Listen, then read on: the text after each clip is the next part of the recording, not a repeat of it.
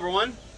We are on my back porch today looking at a pair of very awesome horns that I was able to pick up recently. It's Autolite HT4012 and HT4011. These were originally used, I believe, on mid to late 40s Chrysler, Plymouth, Dodge, and DeSoto vehicles of the era. And which means these horns are originally a 6-volt positive ground system. From what I've found, these horns don't care if they're working off of a positive or negative ground.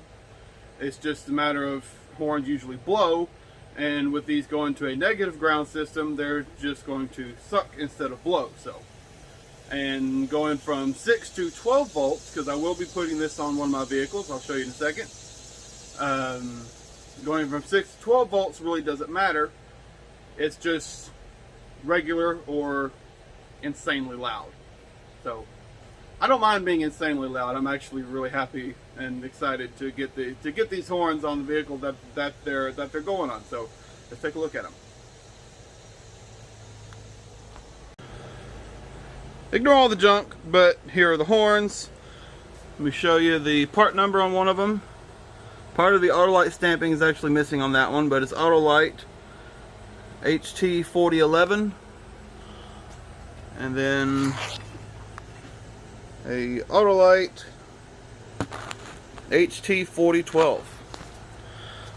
So let's get this negative hooked up here. And I got my battery charger set on 6 volts. So let's hear what this thing sounds like on 6 volts.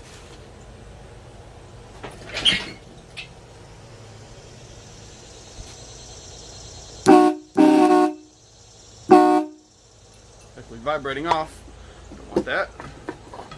It's respectable, not really too bad on the sound. I need to set this up better. Oh, we'll see in a second. Alright, there we go. Once again, this is the 6 volts. Sounds really cool. Not really too bad on the volume. Now let's go to 12 volts.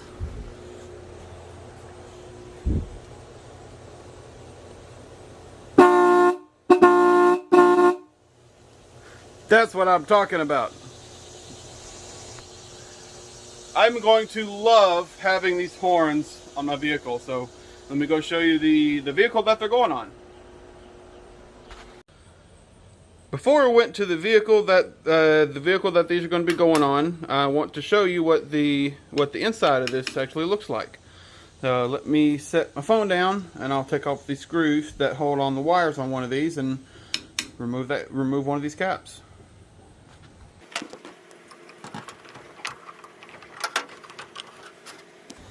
Okay, was able to do it without removing the wire, but here's what the inside looks like.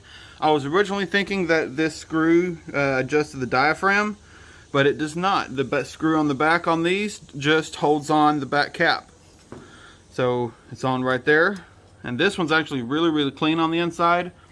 One thing I will probably be doing is trying to make another kind of gasket, or either that or using some electrical tape and wrapping it around and then putting the cap on and tightening up to try to help seal, to make sure it's sealed against as much elements as possible. But yeah, there's the inside. It's really simple. And I was worried that these on the front right here were actually rivets, but they're not. They're actually screws, so it's going to be very easy to take apart and put back together.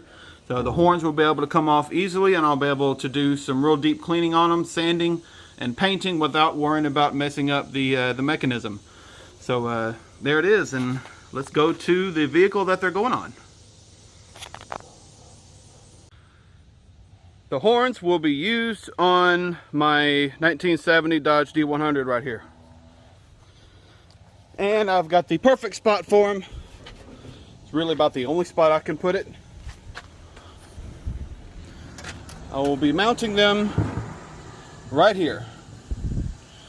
And the hood has plenty of clearance to close.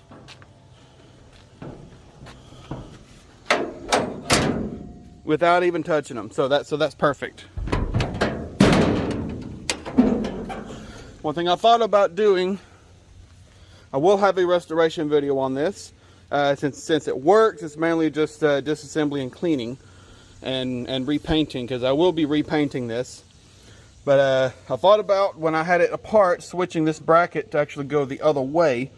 So instead of drilling through, instead of using one of these holes and drilling through the fins right here, actually having this bracket go backwards and have an extension like a like square tubing or something, and drilling some holes in the flat spot right there, so they can sit close to the hinge, but they won't be touching the hinge, so they'll be sitting back probably about like that, except with the bracket going backwards.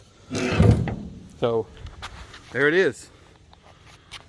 Well, there it is. There's the vintage horns that I was able to pick up recently.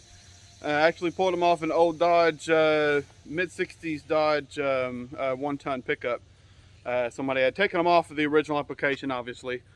But it's cool to know that these are originally Chrysler equipment from the mid to late 40s. So gonna be continuing use on my 1970 Dodge. So coming off a Dodge originally and going back on a Dodge. So it's all good. So if you liked the video, like, comment, and subscribe.